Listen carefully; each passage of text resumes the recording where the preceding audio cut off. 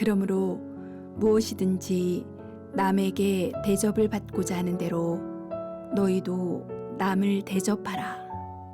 이것이 율법이요 선지자니라.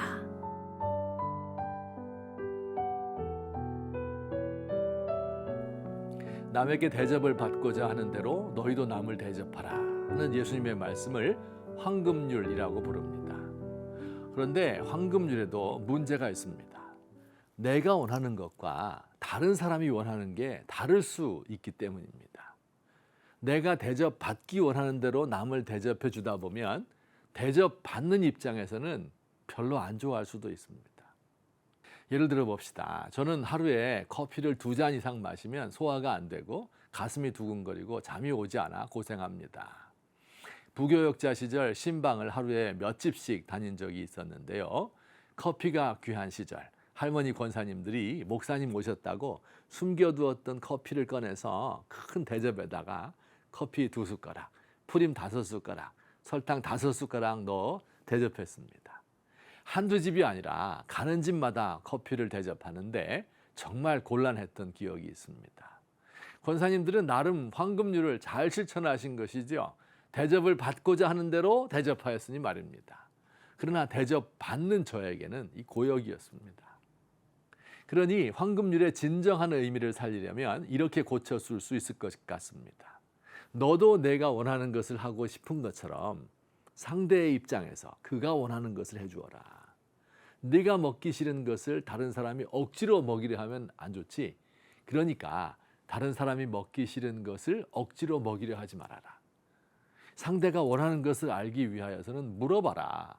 커피 타기 전에 커피를 원하는지 물어보면 됩니다. 그러나 물어본다고 해서 다 되는 것은 아닙니다. 커피와 같은 간단한 것은 물어보면 되겠지만 상대의 형편이 어떤지, 상대의 느낌이 어떤지는 잘 모르는 경우가 많습니다. 남을 대접하기 위하여는 상대의 아픔을 함께 느끼는 감수성과 그의 입장이 되어보는 상상력이 필요합니다. 예를 들어서 장애인을 도우려 할 때 감수성과 상상력이 필요합니다. 제가 맨 처음 시각장애인을 위하여 봉사하러 갔을 때였습니다. 저는 앞이 안 보이는 분들의 팔을 붙들고 그들을 인도했습니다. 안 보이니까 나의 인도를 따라오라 하는 것이죠.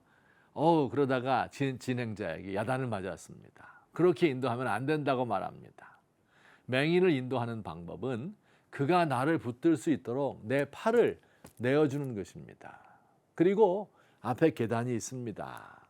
또 오른쪽으로 돌아가세요. 이렇게 말해주어야 한답니다. 상상해보면 쉽게 이해할 수 있습니다. 눈을 감고 다른 사람에게 온몸을 맡기고 따라가는 게 얼마나 불안하겠습니까? 자신이 주도가 되어서 길을 가도록 하고 옆에서 내가 정보를 주고 보조해 주는 것이 훨씬 더 안정감이 있을 것입니다. 아내를 소중히 여기는 사람은요, 여성으로 산다는 것이 어떤 것일까? 정말 그가 원하는 것이 무엇일까를 마음을 열고 들으려 해야 합니다. 남편에 대하여도 그가 살고 있는 바깥 세상은 어떤 것일까?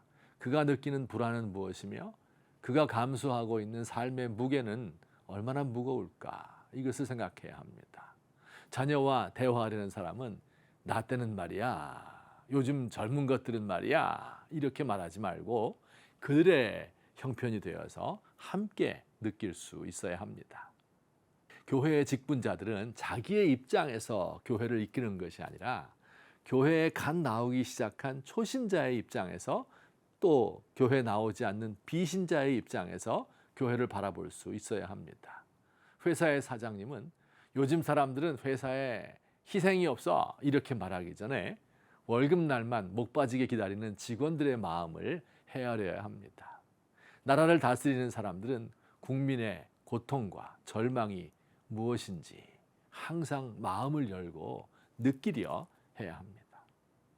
사회 문제를 해결하는 길도 바로 이런 사회적 감수성과 상상력을 가지는 것입니다.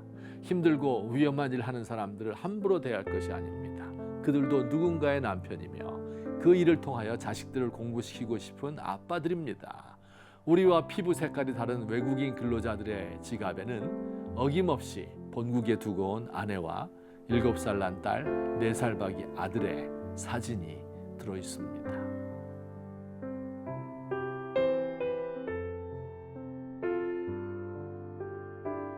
주님, 세상 살면서 배워야 할 것이 너무도 많습니다. 무엇보다 사람의 마음을 이해하는 법을 배우도록 도와주십시오. 다른 사람의 심정을 소중히 여기고 다른 세계의 사람들을 동정하는 마음을 부어주세요.